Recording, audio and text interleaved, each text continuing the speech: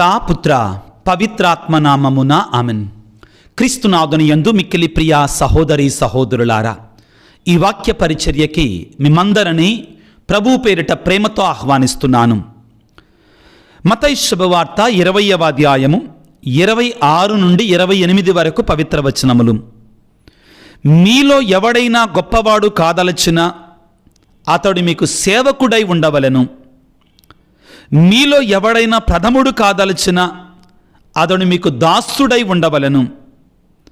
మనుష్య కుమారుడు సేవించుటకే గాని సేవింపబడుటకు రాలేదు. ఆయన అనేకుల రక్షణార్థము తన ప్రాణమును ధారపోయుటకు వచ్చెను. క్రీస్తునాథుని యందు మిక్కిలి ప్రియ సహోదరి సహోదరులారా, క్రైస్తవ విశ్వాసము క్రీస్తు ప్రభు మనకు నేర్పించేది ఏమిటి అంటే, మనం ఇతరులకు సేవ చేయడానికి సిద్ధముగా ఉండాలి. మనం ఇతరులకు చేసినట్టు సేవే మనకు పరలోకానికి ఒక మార్గంగా ఉంటుంది. సేవ చేయించుకోవటం కాదు కానీ సేవ చేయడములోనే దైవత్వం ఉంది, వ్యక్తిత్వం, గొప్ప వ్యక్తిత్వం దాగి ఉంది. ప్రియులారా, ఆధునిక ప్రపంచం ఏమని చెప్తుందంటే, నీ చుట్టూ 10 మంది బాడీ గార్డులు ఉండాలి. లోకానుసారమైన జీవితం గురించి మాట్లాడుతున్నా. 10 మంది బాడీ గార్డులు ఉండాలి, గొప్ప. నీకు సేవ చేసేవాళ్ళు ఉండాలి, పని చేసేవాళ్ళు ఉండాలి, చిటిక వేస్తే రావాలి. ఈ విధంగా మాట్లాడుతుంది. కానీ నిజమైనటువంటి ఆనందం, నిజమైనటువంటి సంతోషం, నిజమైనటువంటి శాంతి సమాధానం ఎప్పుడు దొరుకుతుందంటే, ఆపదలో ఉన్నటువంటి వారికి, అవసరతలో ఉన్నటువంటి వారికి సేవ చేసినప్పుడు, తగ్గింపు జీవితాన్ని జీవించినప్పుడే అని మనకి దేవుని యొక్క వాక్యం సెలవిస్తుంది. ప్రియులారా, ప్రపంచంలో పేరు పొందినటువంటి మనస్తత్వ శాస్త్రజ్ఞులు, అదేవిధంగా నరాల డాక్టర్లలో ఒకళ్ళు ఎవరంటే కార్ల్ మెన్నింగన్. ఆయన చాలా గొప్ప డాక్టర్ అండి, మనస్తత్వ నరాల బలహీనతల డాక్టర్ కూడా. కార్ల్ మెన్నింగల్ అనేటువంటి ఆయన చాలా గొప్ప వ్యక్తి. ఒక రోజున ఆయన వద్దకు వెళ్ళి, ఒకవేళ నాకు నరాల బ్రేక్డౌన్, నరాల వ్యాధి, నరాల బలహీనత వ్యాధి వస్తుంది అనే సూచనలు ఉన్నప్పుడు నేనేం చేయాలి డాక్టర్ గారండి, నాకు మీరిచ్చే సలహా ఏంటి అని అడిగారు. వాళ్ళు అనుకున్నారు, అడిగినటువంటి వారు, మీరు ఈ ట్రీట్మెంట్ తీసుకోవాలి, ఈ మందులు వాడాలి, ఇలా ట్రీట్మెంట్ తీసుకుంటే అది తగ్గిపోద్ది అని చెబుతారు అనుకున్నారు. కానీ ఆయన ఆశ్చర్యకరంగా కార్ల్ మెన్నింగల్ అనేటువంటి డాక్టర్ గారు, చాలా పేరు మోసినటువంటి ఆయన ఏమన్నాడంటే, ఒకవేళ నీలో నరాల బలహీనత, నరాల బ్రేక్డౌన్ అనేటువంటి వ్యాధి వచ్చే సూచనలు ఉంటే నేనేమంటానంటే, మీ ఇంట్లో నుంచి బయటికి వెళ్ళిపోయి ఎక్కడ అవసరతలో ఉన్నారో, ఎక్కడ నీ సేవ అవసరం ఉందో వాళ్ళకి సేవ చేయటం ప్రారంభించు. నిన్ను నువ్వు మర్చిపో, వాళ్ళకి సేవ చేయటం ప్రారంభించు. నీ వ్యాధి దానంతటదే తగ్గిపోతుందన్నాడంటండి. ఇందులో సత్యం లేకపోలేదండి, ముమ్మాటికే నిజం. ఆధునిక ప్రపంచంలో ప్రియులకు దేవుని బిడ్డలారా, మానవుడు స్వార్థంతో బ్రతుకుతున్నాడు. నేను గొప్పతో బ్రతుకుతున్నాడు. ఈ మనస్తత్వం అనేటువంటిది మనిషిలో ఉన్నటువంటి ఆ యొక్క రోగాలను పెంచుతుంది. మదర్ తెరేసా చక్కని ఉదాహరణ ప్రియులకు దేవుని బిడ్డలారా.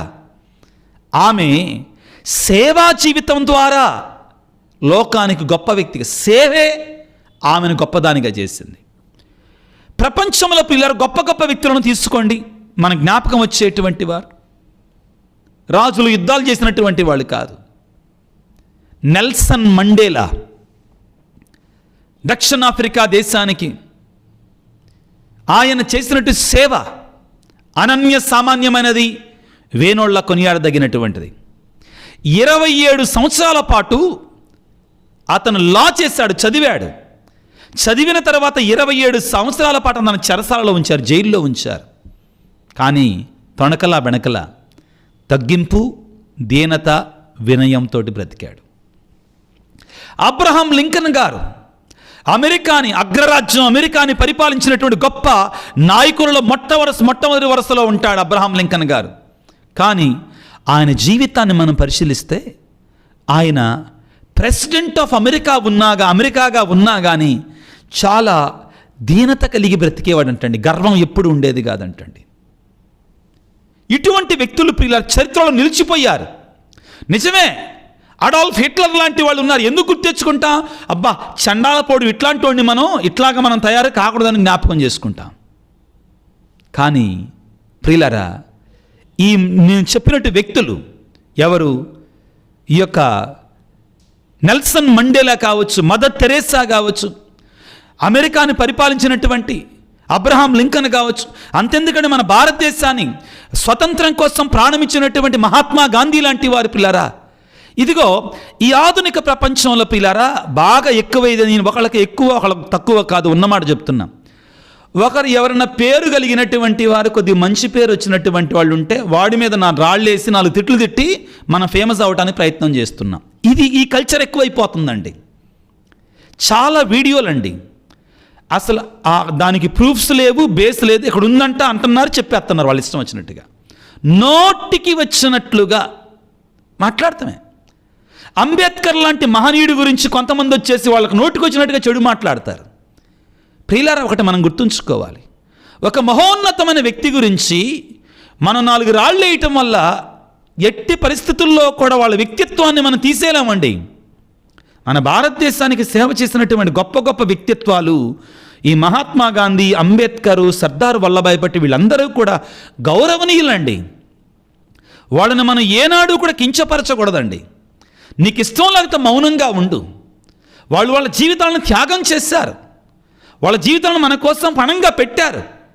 అవునండి, దాన్ని మనం కాదనలేం. నేను ఈ మధ్యలో కొన్నిసార్లు ఈ గొప్ప గొప్ప నాయకుల గురించి, ఒక వర్గం వారు ఇంకొక వర్గం గురించి, ఇంకొక వర్గం వారు ఇంకొకటి గురించి లేనిపోయినటువంటి వీడియోలు చేయటం, దానిగా మనం ఎక్కువ చూస్తూ ఉంటాం. ఇంకా ప్రియులారా గుర్తుపెట్టుకో, వీళ్ళందరూ కూడా వాళ్ళ జీవితాలని సేవ కోసం త్యాగం చేశారు. ఒక మహాత్మా గాంధీ కావచ్చు, ఒక అంబేద్కర్ కావచ్చు, ఒక సర్దార్ వల్లభాయ్ పటేల్ కావచ్చు గాక, ఒక నెహ్రూ కావచ్చు గాక, వీళ్ళందరూ కూడా సేవ చేసినటువంటి వారే. ఇక్కడ నేను మాట్లాడేది ఏంటంటే, మానవులంగా ఎవరికి లేవండి బలహీనతలో, వాళ్ళు కూడా మనుషులే.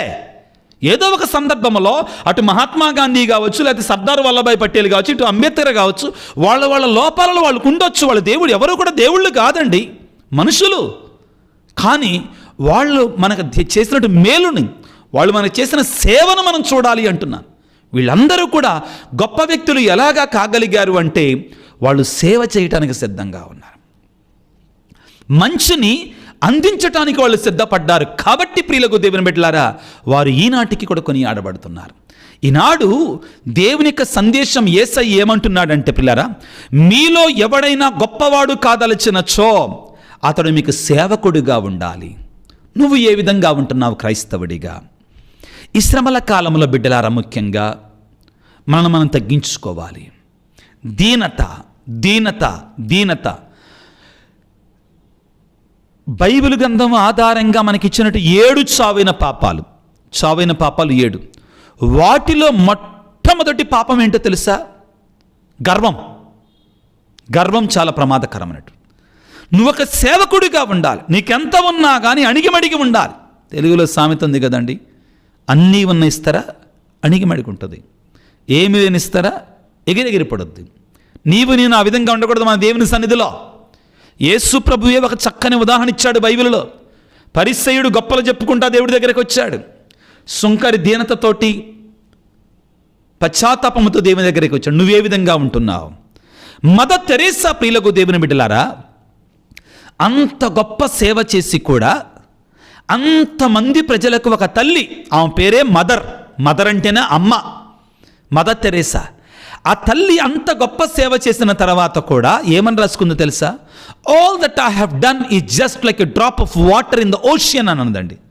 నేను చేసిన సేవంతా కూడా ఈ ప్రపంచంలో ఒక సముద్రంలో నీటి బిందువు లాంటిది మాత్రమే అన్నదండి. ఎంత దీనత, ఎంత సేవకు రూపం ప్రియులారా. ఆ తరువాత I'm just like a pencil in the hand of God అని అన్నదండి ఆమె. నేను దేవుడి చేతుల్లో ఒక పెన్సిల్ లాంటి దాన్ని అని అన్నది. నేను కూడా తప్పులు చేస్తా, సరి చేస్తాడు దేవుడు అని అంటుందండి. ప్రియులారా, క్రైస్తవుడనేటువంటి వాడు నిజమైన ఆనందాన్ని, నిజమైన సంతోషాన్ని, క్రీస్తు ప్రభువస్కేటువంటి ఆ పరమానందాన్ని ఎక్కడ పొందుకుంటాడంటే ప్రియులకు దేవుని బిడ్డలారా, పరులకు సేవ చేయటంలోనండి. ఎప్పుడు నేనని గర్వంలో కాదండి. అటువంటి వాడు ఎప్పుడు ఆనందంగా ఉండలేడండి. అటువంటి వాడు ఎప్పుడు సంతోషంగా ఉండలేడండి. తన గురించి తానే ఆలోచించుకునేటువంటి వాడు, నేను అనుకునేటువంటి వాడు ఆనందంగా ఉండలేడు. అప్పుడప్పుడు పరులకు సేవ చేయటం నేర్చుకోవాలి ప్రియులకు దేవుని బిడ్డలారా. అందుకనే మత్తయి శుభవార్త 25వ అధ్యాయం కడతీర్పు గురించి మాట్లాడుతుంది. ప్రభు ఏమంటాడు? నువ్వెన్ని పూజలు చేశావు, ఎన్ని ప్రార్థనలు చేశావు, ఎన్ని జపమాలు చెప్పావు అంటే చెప్పొద్దు అంటలేదండి. డోంట్ మిస్అండర్స్టాండ్, నన్ను అపార్థం చేసుకోమా. కానీ ప్రభు అనేది ఏంటంటే, కడతీర్పు రోజున నీకు కొలమానం ఏంటంటే, తీర్పు దేని మీద ఆధారపడి ఉంటుందంటే, ఆపదలో ఉన్నటువంటి వాడికి సేవ చేసావా లేదా. ఇంతే, కంక్లూడ్, ఫినిష్డ్, అంతే. నువ్వు సేవ చేయటానికి నువ్వు సిద్ధపడ్డావా లేదా, దాని మీద ఆధారపడి ఉంటుందండి.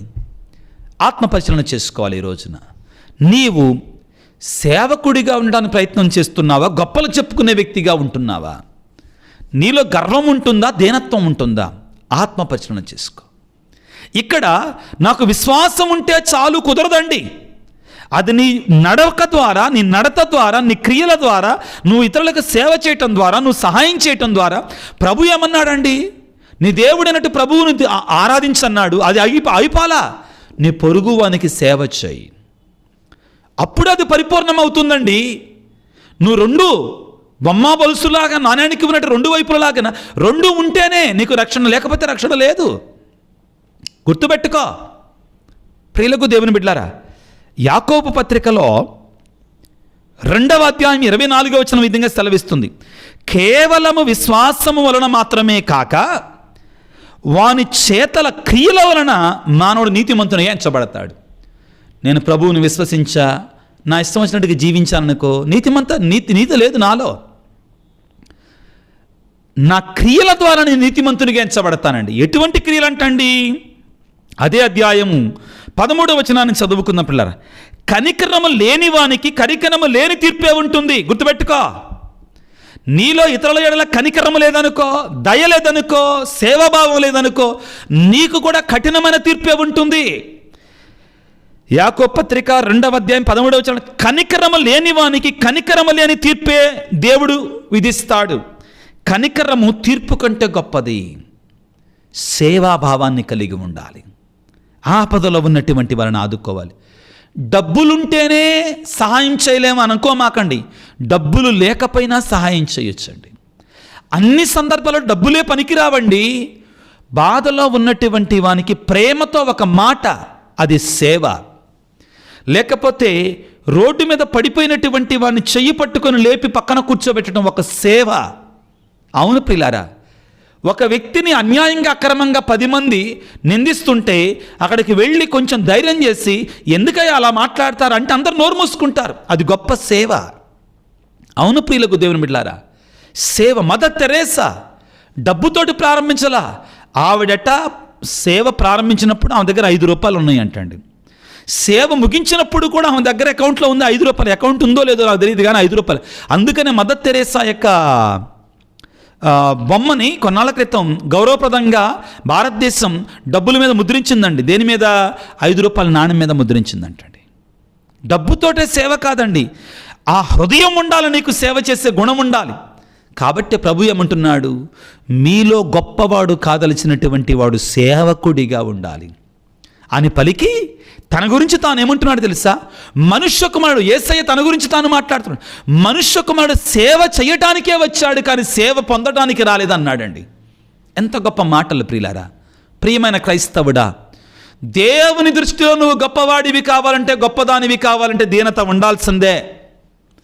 దేవుని దృష్టిలో నువ్వు ఉన్నత స్థానంలో ఉండాలంటే, ఆశీర్వదించబడినటువంటి, దీవించబడినటువంటి వ్యక్తిగా, కుమారుడిగా, కుమార్తెగా ఉండాలంటే నీలో సేవాభావం ఉండాల్సిందే. అది లేనటువంటి వాడు దేవునికి అంగీకారము కాదు. కానీ ప్రియులారా, ఈ విషయంలో మనకు దేవుని సహాయం కావాలి. మానవులం కదండి. అవ్వాదముల్లో ఉంది కదా గర్వం. మీరు దేవుళ్ళలాగా అయిపోతారనగానే వెంటనే పండు తీసుకొని తిన్నది కదా, అది మనందరిలో ఉంది. ఒక్కొక్కడికి ఒక్కొక్క రకమైన గర్వం.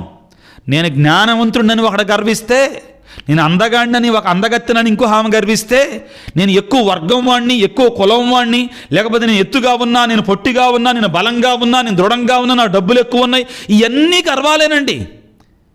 ఒకటి కాదండి గర్వం, రకం చాలా రకాలు. నీలో ఏ టైప్ ఆఫ్ గర్వం ఉంది దాన్ని తీసేసుకో. దీనత అలవాటు చేసుకో, సేవను అలవాటు చేసుకో. యేసయ్య మనకు నేర్పించేది అదే.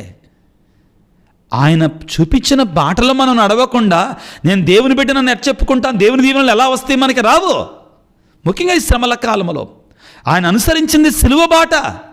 ప్రియులారా గుర్తుపెట్టుకోండి, ఆ రోజున యేసు ప్రభు ఒకవేళ ఈ సిలువ బాట ఏంటి, ఈ సిలువ అనేటువంటిది దొంగలకి, దోపిడీకాళ్ళకి, హత్యాకోరులకి, రాజద్రోహులకి, దేశద్రోహులకి, వ్యభిచారం చేసే వాళ్ళకి విధించేటువంటి శిక్ష కదా, ఇది అవమానకరమైనటువంటిది కదా, ఇది సేవకు సంబంధించింది కదా, నాకొద్దు అనుకున్నట్లయితే ఈనాడు ఆయన దేవుని కుమారుడిగా సకల లోకమును అంగీకరించేది కాదు. ఆయన మనందరికీ ఒక పాఠాన్ని నేర్పిస్తున్నాడు. దేవుని కుమారుడైనట్టు నేనే ఈ లోకానికి వచ్చి ఒక సేవకుడిగా జీవిస్తున్నానే, మరి నువ్వు గర్వంతో ఉంటావా? నా సన్నిధిలో నిలబడగలవా? తలలు వంచి ప్రార్థన చేసుకుందాం. సర్వశక్తిమంతుడా, సర్వోన్నతుడా, సకల లోకాన్ని కలుగజేసినటువంటి త్రిత్వముల రెండవ వ్యక్తి అయినటువంటి పుత్రుడైన సర్వేశ్వర, నీకు వేలాది వందనాలు, స్తుతులు, స్తోత్రాలు. నువ్వు దేవుని కుమారుడు అయి ఉండి కూడా, దేవుడి అయి ఉండి కూడా నిన్ను నువ్వు రిక్తుని చేసుకొని సేవక రూపమును దాల్చి ఫిలిప్పీ పత్రిక 2వ అధ్యాయం 8-9 వచనాల్లో రాస్తున్నావు ప్రభువా. సేవక రూపాన్ని దాల్చి మా పాపముల కొరకే సిలువలో ఎక్కావు నాయన, నీకు స్తోత్రాలు, వందనాలు. నిన్ను అనుసరిస్తున్న మేము కూడా మాలో గర్వము లేకుండా దీనత, సేవాభావము కలిగి ఉండేట్లుగా మమ్మల్ని దీవించండి. చాలా సందర్భాలలో ప్రభువా మాలో కూడా గర్వం పొడచూస్తుంది, గర్వం అప్పుడప్పుడు బయటికి వస్తుంది. ప్రభువా ప్రతిసారి గర్వించినప్పుడు నీ నామానికి మేము అవమానకరంగా జీవిస్తున్నామని జ్ఞాపకం చేసుకున్నట్లు మమ్మల్ని దీవించండి. నీ సన్నిధిలో స్థానాన్ని కోల్పోతున్నామనే సత్యాన్ని జ్ఞాపకం చేసుకున్నట్లు మమ్మల్ని దీవించండి. ఓ యేసు రాజా, ఈనాడు ప్రభువా ఈ వాక్య పరిచర్యలో పాల్గొన్నట్టు నీ బిడ్డలందరినీ కూడా దీవించండి, హేరాళముగా ఆశీర్వదించండి. వారి తలంపులు, ఉద్దేశాలు, కోరికలు మేము అడగక ముందే నువ్వు ఎరిగి ఉన్నావని మత్తయి శుభవార్తను మాకు తెలియజేస్తున్నావు ప్రభువా. ముఖ్యంగా ఎవరైతే బిడ్డలు ఈ వీడియో క్రింద వారి ఉద్దేశాలు ఉంచుతున్నారు, వ్యక్తిగతంగా బాధలలో, వేదనలో బిడ్డల గురించి, భార్యాభర్తల గురించి, కుటుంబాల గురించి, జీవితాన్ని గురించి మరి ప్రార్థించమని అడుగుతున్నారు, వారందరిని దీవించండి నాయన. అనారోగ్యంతో బాధపడుతూ నిరుత్సాహంలో ఇక నా జబ్బు తగ్గదు, నా రోగము తగ్గదు, నాకు దీర్ఘకాలపు వ్యాధి అని వేదనలో ఉన్నటువంటి బిడ్డలందరినీ కనికరించండి ప్రభుగా. నీ కారుణ్యాన్ని వారిపై చూపించి నీ గాయపడిన హస్తముతో వారిని తాకండి ప్రభువా. శుద్ధి చేయండి, స్వస్థపరచండి తండ్రి. కుటుంబాలకు శాంతినివ్వండి అయ్యా, సమాధానాన్ని ఇవ్వండి తండ్రి. ప్రత్యేకమైన రీతిలో యేసు రాజా ఈనాడు ప్రభుగా ఎవరైతే మరి గర్భఫలము కొరకై, మరి చదువుల కొరకై పరీక్షల సమయంలో వారి పరీక్షల కొరకై ప్రార్థించమని అడుగుతున్నారు, పరీక్షలు రాసే ప్రతి బిడ్డను దీవించండి తండ్రి.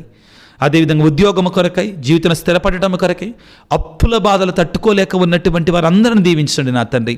ఈ ప్రార్థన ఆలకించు నాయన, మా ప్రార్థన ఆలకించు వాడవు నీవే. అడుగుడి మీకు వసగబడిన, తట్టుడి మీకు తెరవబడిన, వెదకుడి మీకు దొరుకునని పలికావుగా తండ్రి. నా నామములు మీరు ఏమి అడిగినా ఇస్తానన్నావు కదా ప్రభువా. దీనతతో, వేదనతో ప్రభు అడుగుతున్నామయ్యా, మా మీద కనికరాన్ని చూపించండి. మాలో గర్వము లేకుండా దీనత కలిగి, వినయము కలిగి సేవ చేసే 10 మందికి సహాయపడేటువంటి గుణాన్ని నాకు, మాకు అందరికీ దయచేయమని ప్రభువా, ఈ పరిచర్యకి సహాయపడుతున్నటువంటి బిడ్డలందరినీ దీవించమని, ఆశీర్వదించమని మా నాథుడైన క్రీస్తు ద్వారా వేడుకొనుచున్నాము తండ్రి, ఆమెన్. ప్రభు మీతో ఉందురుగాక, మీ ఆత్మతో ఉందురుగాక. సర్వశక్తిగల సర్వేశ్వరుడు పిత, పుత్ర, పవిత్రాత్మ మిమ్ము మీ కుటుంబాలను చల్లగా దీవించి ఆశీర్వదించి కాపాడుదురుగాక. God bless you. దేవుడి మిమ్ము దీవించుగాక. ఆమెన్.